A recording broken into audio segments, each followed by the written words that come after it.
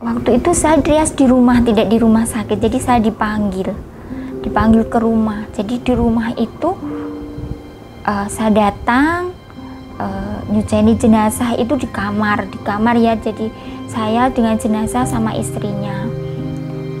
Di situ ada patung Nyi Loro Kidul ya, terus ada dupa itu udah tinggi banget. Terus patung Nyi Loro Kidul itu pakai roncian melati kalung. Nah itu terus di kamar si yang meninggal itu saya memandikan di situ sama istrinya.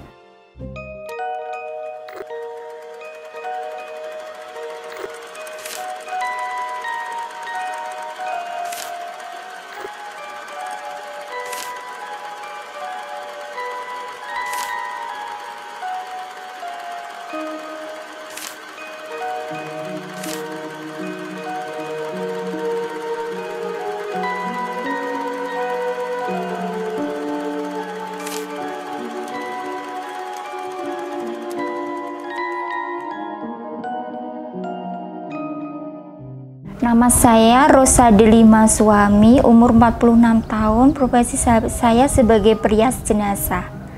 Saya berprofesi sebagai perias jenazah sudah 26 tahun. Saya sudah bisa melihat dunia lain sejak kecil. Saya mulai penglihatan saya tajam itu saya sejak umur 20 tahun. Ketika itu saya berdinas di rumah sakit Pantirini, ada suster biarawati yang membimbing saya dan membuka aura saya supaya saya bisa komunikasi dengan jenazah. Itu memang saya diberi oleh suster, tujuannya untuk pelayanan di kamar jenazah.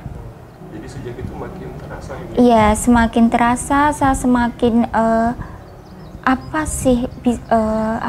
kehidupan lain itu seperti apa, komunikasi dengan roh itu seperti apa. Ketika saya melihat rias jenazah, waktu itu saya memandikan dengan kasus jenazah kasus kecelakaan ya. Jadi saya bisa melihat si jenazah itu menunggu saya memandikan. Saya bisa melihat, saya bisa bertanya, komunikasi ya. Jadi dari situ saya kok semakin memang saya harus pelayanan di kamar jenazah, membuat saya lebih pede lagi untuk pelayanan di kamar jenazah gitu.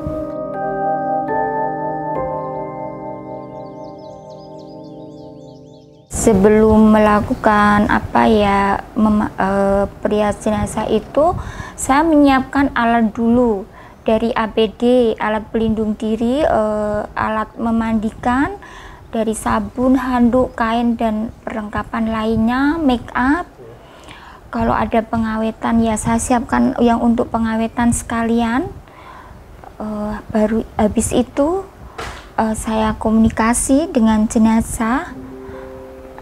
Setelah itu saya berdoa untuk mengawali saya sebelum merias, sebelum memandikan, saya berdoa dulu.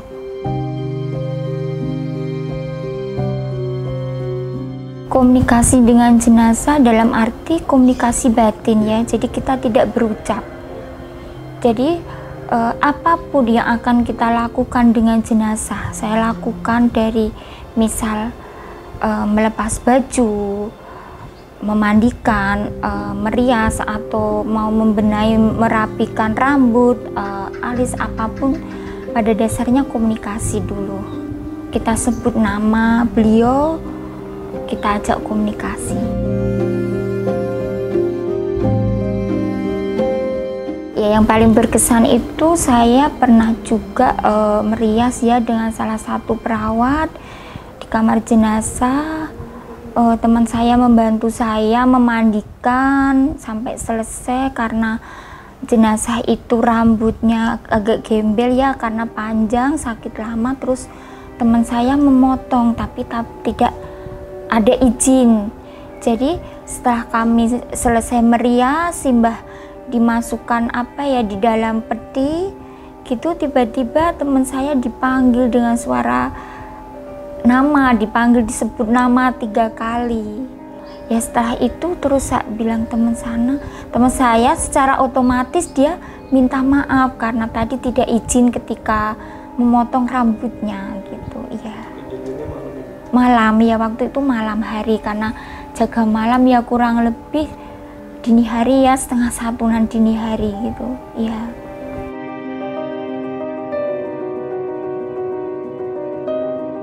Iya, seperti sosok saat dia saya mandikan kecelakaan. Jadi dia pakai baju itu, lukanya di mana ya masih ketika dia sebelum saya bersihkan gitu. Dia nungguin saya gitu di sebelah pojok gitu. Enggak ada perasaan takut, aku enggak, biasa saja. Berarti sampai sekarang pun masih ada? Iya, ada. Kan ya memang dia masih, arwahnya kan masih di area sekitar kita, maksudnya di area sekitar saya memandikan itu, malah arwahnya masih di situ. Jadi makanya kita memperlakukan jenazah itu harus sama seperti orang yang hidup, dalam arti kita tetap menghargai, menghormati, apalagi jenazah itu lebih tua umurnya. Jadi memang orang-orang tertentu ya yang suka bantu untuk memandikan gitu, perawat yang rela, mesti rela hati untuk membantu saya di kamar jenazah.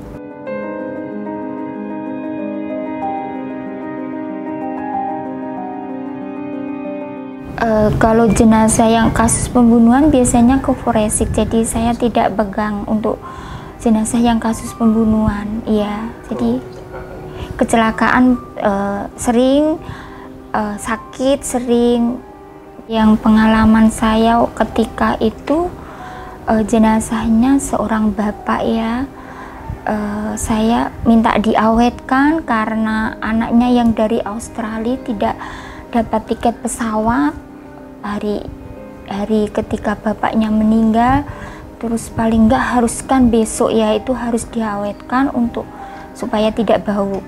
Jadi ketika saya waktu itu mau menyuntik formalin, si bapak jenazah itu menolak. Padahal saya dari awal tuh mesti sudah komunikasi ya, minta izin, pasti akan saya sampaikan apa yang akan saya lakukan. Tapi kok bapak tetap menolak. Akhirnya saya komunikasi dengan bapak tersebut, saya panggil nama kecil ya. Saya panggil nama kecil, saya bisikin di telinganya, saya komunikasikan, saya jelaskan bahwa putranya yang di Australia tidak dapat tiket sehingga pulangnya baru belum tentu pasti kapan. Bapak harus diawetkan, nanti kalau enggak bau itu baru bisa disuntik. Iya, saya bisikin waktu itu, iya. Saya bisikin di telinganya, tapi juga bahasa batin ya, jadi tidak terucap. Arwah mencari barangnya yang ketinggal di rumah sakit itu pernah terjadi. Jadi ada seorang ibu melahirkan, tapi karena perdarahan banyak akhirnya tidak tertolong, tapi bayinya masih hidup. Waktu itu ketinggalan jarit ya, tinggalan jari di panti Rini. Untungnya jarit itu dicuci bersih terus disimpan di tempat laundry. Terus saya mencari apakah ada ketinggalan jarit dari kamar jenazah, saya bilang gitu. Saya cari, akhirnya ketemu.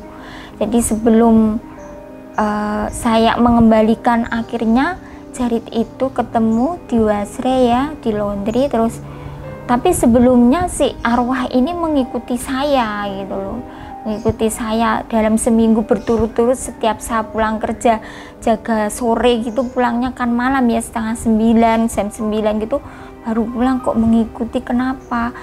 Saya komunikasi, dia mencari barangnya yang ketinggal, apa, jarit. Ya sudah, dan akhirnya jarit itu bersih. Saya kebetulan makamnya tidak jauh dari rumah sakit, jadi jarit itu saya antar ke makam. Saya tanya warga, saya cari alamat yang meninggal, ketemu. Terus saya izin warga setempat untuk mengembalikan jarit itu ke makam saya tanam di makamnya. Iya, saya sendiri didampingi oleh dari rumah sakit, pihak rumah sakit. Tidak sendiri, saya ada ada suster waktu itu, ada kepala ruang saya juga sebelumnya dari rumah sakit juga ada misa, jadi didoakan dan sekalian ziarah kita tabur bunga. Jadi pada intinya barang milik jenazah apapun itu, misalkan kasus kecelakaan ada dagingnya yang lepas, itu kalau bisa kita taruh aja di situ, atau kalau belum dijahit kita masukkan di lukanya itu terus kita jahit. Jadi jangan sampai kececer. Dia pasti akan mencari sekecil apapun punya dia, kita harus izin itu tadi. Dan kalau kita istilahnya barang punya beliau itu kalau bisa tidak tertinggal, dibawakan, entah keluarga mau ditanam atau mau bagaimana kita bawakan gitu. Misal kita cuek aja, misalkan dibiarin itu si barang, si sosoknya gimana? Dia pasti akan mendatangi terus, karena saya tahu ya bisa komunikasi, pasti dia akan mendatangi saya terus gitu. Jadi kayak minta tolong. Jadi setiap saya doa, saya bawa dalam doa, maksudnya yang jenazah-jenazah yang pernah saya rias, saya bantu doa. Begitu. Selama barang itu masih misalkan disimpan ibu, berarti tetap datangin buat dibalikin lagi? Iya, saya berusaha tidak menyimpan, Mas. Jadi sesegera mungkin saya kembalikan ke keluarga, kalau ada keluarganya. Kalau enggak ya kayak tadi, karena yang meninggal yang Jarit tadi, kasus Jarit itu keluarganya di luar Jawa. Jadi kemudian dimakamkan di Jogja, dia kos di sini. Jadi ya sudah, saya tahu dimakamkan di sini, ya sudah saya ke makamnya, saya tanam di makamnya. Terus perasaan ibu setelah menaruh itu di makam gimana? Ya lega ya, bisa bantu orang yang minta tolong, roh yang minta tolong, ya saya seneng gitu aja, Mas. Ya. Nggak diikutin lagi juga kan? Enggak, sudah baik. Jadi apapun juga dikomunikasikan dengan keluarga. Misalkan Bapak, biasanya dari awal kita mengomunikasikan Bapak dimakamkan kapan, misalkan itu laki-laki ya, Bapak dimakamkan kapan, terus mau pakai baju apa, terus petinya mau dari rumah sakit atau mau cari sendiri, terus riasan juga kita komunikasikan mau seperti apa. Jadi pakaian, peti, terus riasan mau seperti apa, mau soft atau tipis atau apapun kita komunikasikan, Mas.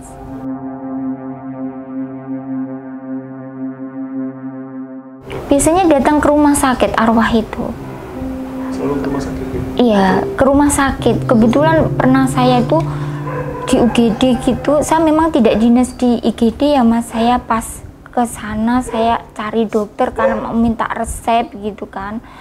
Bapaknya itu kecelakaan gitu ya, mukanya rusak. Ya mungkin namanya manusia tuh pasti ada teledornya sedikit ya, mungkin ini daging sudah lepas sedikit gitu ya, sudah lepas terus dibuang gitu loh, tidak dimasukkan di lukanya lagi terus dijahit gitu, enggak mungkin dibuang di sampah karena memang itu kan sudah lepas kotor gitu ya, Mas. Jadi karena memang dia nggak tahu, bukan sengaja dibuang, dia tahu tuh sengaja dibuang tidak, karena memang si perawat ini tidak tahu gitu loh, bakal akan dicari. Nah saya waktu itu ya itu tadi saya minta resep dokter, kok ini ada ini, terus saya ya berusaha komunikasi, Bapak mencari apa kok datang, saya mencari daging saya yang ketinggalan gitu, dibuang sama perawatnya. Ya saya komunikasi, Bapak minta maaf, itu ya mungkin sudah kebuang kan, pasti dibuang di sampah ya, di sampah medis gitu ya, minta maaf untuk teman saya, ya saya akan bantu doa Bapak. Saya waktu itu komunikasinya seperti itu, Mas. Jadi kalau misalnya tidak memungkinkan untuk mengambil lagi gitu, nggak mungkin.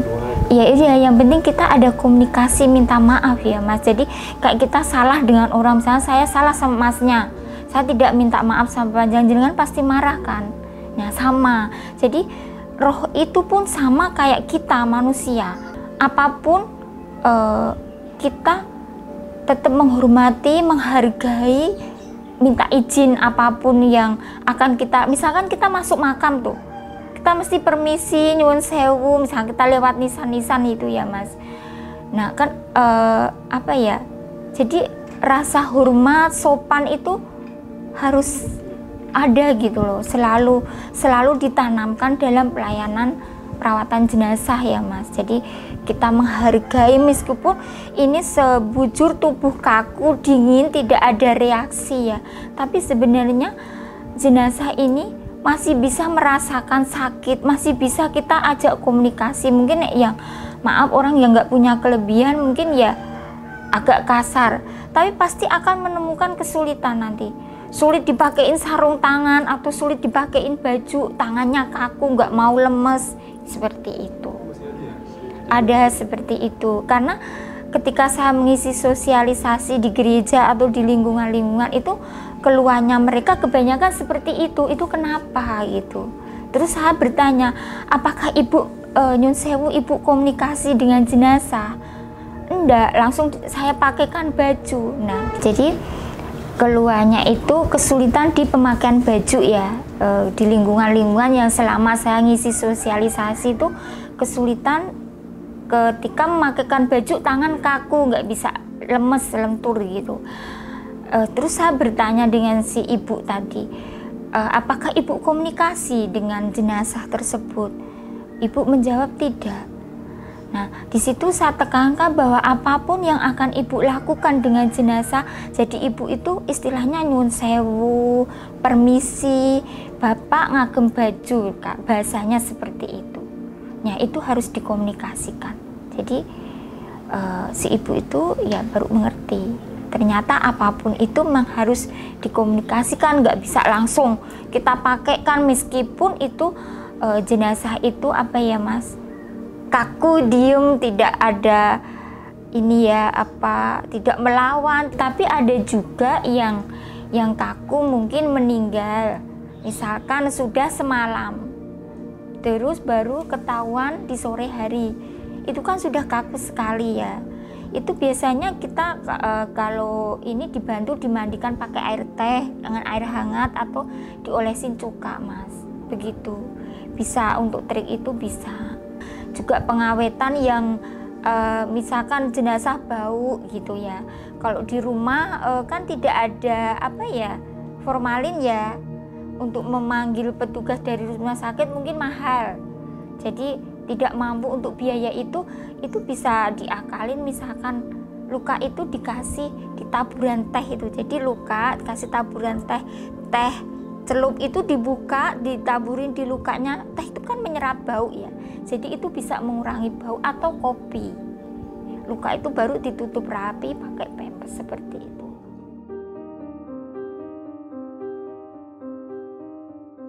Pernah ada. Jadi pakaian yang dibawa keluarga saya komunikasikan dengan jenazah ya, Simbah pakai baju ini misalkan seperti itu, tapi simbahnya nggak mau dijaritnya gitu, menolak. Ya saya terus mengomunikasikan ke keluarga dengan bahasa yang apa ya, yang udah dipahami mereka ya, yang nalar saja. Jadi ada yang lain tidak ya, mungkin yang biasa dipakai simbah ke gereja atau pesta gitu. Biasanya tidak cuma bahasa satu ya, ada beberapa 3 atau 4 gitu. Jadi yang barang yang dibawa itu ya sudah saya bawa ke dekat jenazah, saya tunjukin dengan bahasa batin, pakai ini simbah, kalau tidak ya udah saya taruh, pakai ini simbah, tidak juga saya taruh, kalau iya baru saya pakaikan gitu. Ada tanda-tanda terima kasihnya Bu dari arwah misalkan? Iya ada sih yang dengan bahasa terima kasih itu, ada yang misalkan nih jenazah habis sakria saat dirindukan di berangkat, atau misalkan peti itu belum datang, jadi kadang apa berangkat itu bergerak gitu. Saya penasaran kenapa ya kok berangkatnya bergerak, atau simbah kurang apa gitu ya, atau saya lihat udah terima kasih gitu. Kadang juga simbah itu berdiri di situ kan arwahnya masih di sekitar samerias ya, kadang cuma tersenyum gitu aja ucapan terima kasihnya gitu. Setelah merias jenazah saya biasanya Saya selalu saya lakukan memegang tangan si jenazah, saya berdoa untuk beliau.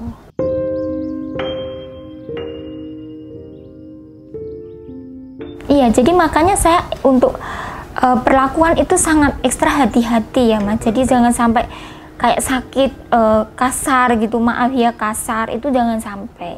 Jadi kita memperlakukan seperti orang biasa, maksudnya orang yang masih hidup. Jadi hati-hati apapun itu, memakaikan baju, istilahnya jangan menyakiti lah, membuat sakit. Jadi seperti itu.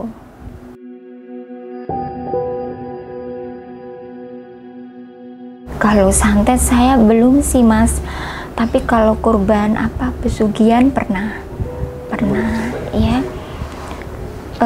Jadi jenazah itu mengeluarkan cairan darah ya. Di dalam tubuh kita darah itu kan 5 liter ya, cuma 5 liter. Saya waktu itu sudah disedot pakai alat ya, darah itu keluar dari hidung dan mulut. Sudah saya sedot sampai udah 5 liter lebih, tapi masih mengalir ya, masih mengalir dari hidung dan mulut. Jadi waktu itu saya bingung juga Mas, dari pagi saya sampai sore jam 6 saya membersihkan, kok kenapa ya. Akhirnya saya ke istrinya mungkin yang lebih tahu gimana ya. Terus saya bilang istrinya, saya bisikin, coba Bapak dibisikin sesuatu Bu yang supaya perdarahannya itu bisa berhenti. Ibu yang ikhlas, jadi saya memotivasi keluarga untuk mendampingi supaya perdarahannya itu berhenti gitu. Iya, lebih ikhlas menerima kepergian berpulangnya si jenazah gitu. Tapi sedih juga, kok masih ada ya di zaman seperti ini, masih ada orang seperti itu gitu loh, tidak percaya adanya Tuhan, dia memuja hal yang tidak baik gitu loh. Saya 2 kali mengalami hal seperti itu selama saya pelayanan 26 tahun. Waktu itu saya trias di rumah, tidak di rumah sakit, jadi saya dipanggil ke rumah. Jadi di rumah itu saya datang, nyuceni jenazah itu di kamar ya. Jadi saya dengan jenazah sama istrinya, di situ ada patung Nyi Loro Kidul ya, terus ada dupa itu udah tinggi banget, terus patung Nyi Loro Kidul itu pakai roncean melati kalung. Nah itu terus di kamar ya, di kamar si yang meninggal itu saya memandikan di situ sama istrinya. Terus setelah dimandikan pakai baju, setelah dimandikan itu semua perut, tangan di pergelangan sini ya, itu semua dililit janur kuning. Mungkin seperti itu mungkin ritualnya ya. Jadi ya itu tadi diikat, jadi diikat di perut, diikat di pergelangan sini, diikat di kaki kanan kiri. Jadi kanan kiri itu dikasih janur kuning semua. Terus rumahnya itu semua pintu juga dikasih janur kuning. Saya nggak tahu itu untuk apa, tapi itu kan aneh ya, kalau orang meninggal kan tidak ada orang pasang janur kuning ya, nggak ada. Paling ya bunga di altar, bunga tabur, bunga rangkaian di peti seperti itu. Jadi rumahnya itu kayak dihias janur kuning gitu. Pernah nggak Bu ada sosok lain gitu? Ada, jadi ada yang menjemput itu kayak ini kerajaan gitu loh. Jadi berpakaian kerajaan. Jadi saya juga tidak tahu persis itu apa ya. Saya tidak komunikasi. Jadi saya cukup komunikasi dengan jenazahnya saja. Setelah saya selesai memandikan, saya selesai rias, jenazah masuk peti, yang suruh ngikat-ngikat sama keluarganya udah saya pasang semua. Gitu baru dipakein baju, ya udah saya pulang. Setelah itu saya tidak tahu bagaimana kelanjutannya. Itu sosok yang datang pakai adat Jawa? Iya, pakai adat Jawa. Yang menjemput ada beberapa. Iya. Dugaan Ibu mereka itu siapa? Iya, kayak kerajaan di sebuah mungkin Nyi Loro Kidul itu ya. Jadi ada kereta gitu dijemput. Malam itu posisinya? Malam, iya posisinya malam. Seringnya kalau jenazah itu malam ya Mas. Siang ada juga sih, tapi volume paling sering itu malam. Volume paling sering itu malam. Malam jam 9, dini hari, menjelang pagi, seperti itu. Ibu sendiri melihat fenomena kayak gitu, perasaan ibu gimana? Biasa saja Mas, cuma ya aneh saja kan. Ini mesti ada sesuatu, saya dalam hati saya cuma merasa seperti itu, tapi saya juga tidak bertanya keluarganya, takutnya tersinggung kan.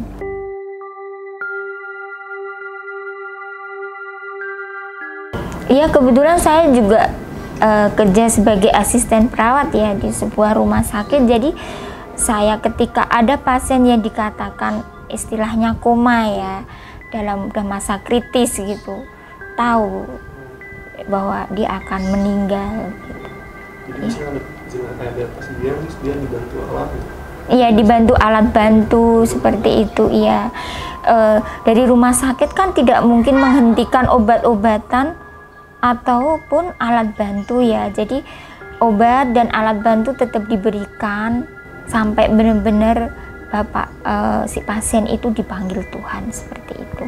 Jadi istilahnya kayak gini ya Mas, sudah dijemput ya, istilahnya tawar-menawar. Jadi ada kan kadang kita ya seorang manusia itu ada yang sudah siap legowo, memang misalkan sakit, besok saya kok dipanggil Tuhan gitu misalnya, ya saya udah ikhlas. Tapi ada yang belum siap untuk dipanggil karena mungkin urusannya di dunia belum selesai, masih ada terbebani urusan ya apa, saya tidak tahu persis ya. Jadi kadang ada istilahnya penolakan kalau di bahasa medisnya. Jadi pasien itu yang kritis itu berontak, jadi penolakan istilah bahasa kami.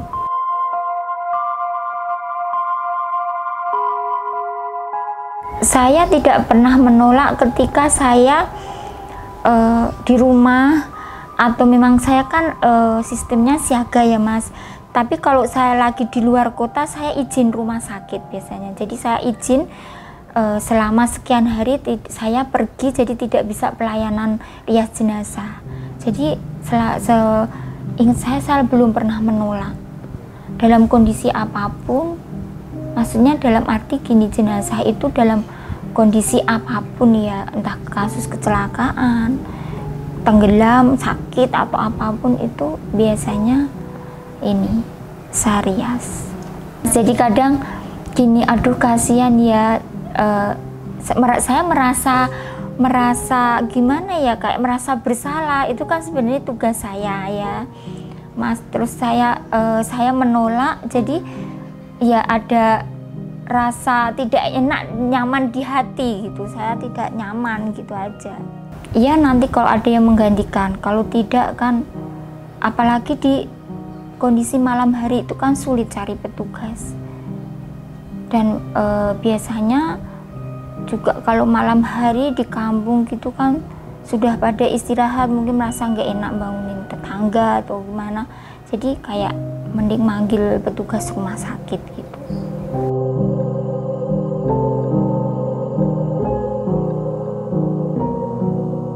Kalau untuk jenazah COVID itu secara protokol kesehatan ya tidak ada, jadi sesuai protokol kesehatan sih. Sampai sekarang masih pakai sama. Maksudnya jenazah kan pernah diberhentiin ya, mau itu negatif atau positif, nggak ada rias ya? Kalau negatif kita rias, tapi kalau positif secara protokol kesehatan. Iya, protokol, iya. Iya, saya merasa ini sudah menjadi pribadi saya itu seperti ini. Saya harus melayani untuk rias jenazah. Saya sudah punya janji dengan diriku sendiri, saya diberi sesuatu oleh Tuhan untuk melayani. Saya tidak ada rasa takut maupun jijik, apapun tidak ada. Saya senang saja Mas. Ya, ikhlas gitu loh, menjalaninya itu ikhlas dengan senang hati, apapun kondisinya gitu. Bukan karena indigo juga ya? Bukan karena itu ya, memang itu mungkin apa ya, talenta saya yang diberikan oleh Tuhan untuk melayani orang yang meninggal gitu. dibeli talenta yang seperti ini memang harus saya karyakan. Saya banyak mendapat pertolongan ya, ada pertolongan dari Tuhan, mujizat. Anak saya yang sakit berat, bisa dikatakan dokter bahwa umurnya tidak panjang, tapi saya diberi anugerah itu. Anak saya sampai detik ini dia sehat, menjadi dia dari lahir itu sakit-sakitan. Sekarang sudah umur 18 tahun, dia ada kelainan jantung bawaan, operasi dua kali, keluar masuk ICU di dalam waktu proses sakitnya, dari umur bayi sampai dia kelas SMP kelas 2. Jadi saya memaknai bahwa pelayanan ini membawa dampak yang baik, anugerah yang luar biasa, Mas, untuk saya. Saya sakit juga, kemarin kecelakaan, saya disembuhkan hal yang mustahil, kaki saya patah, putus, bisa kembali pulih seperti sekarang ya, normal. Itu saya merasa bahwa saya dibantu orang-orang yang pernah, maksudnya arwah-arwah yang pernah saya doakan gitu. Saya merasa seperti itu. Banyak yang ya pokoknya anugerah dari Tuhan. Apa yang saya lakukan selama ini, saya dalam pelayanan rias jenazah, di dalam hidup saya sekian puluh tahun saya berkarya, banyak sekali pertolongan dari Tuhan.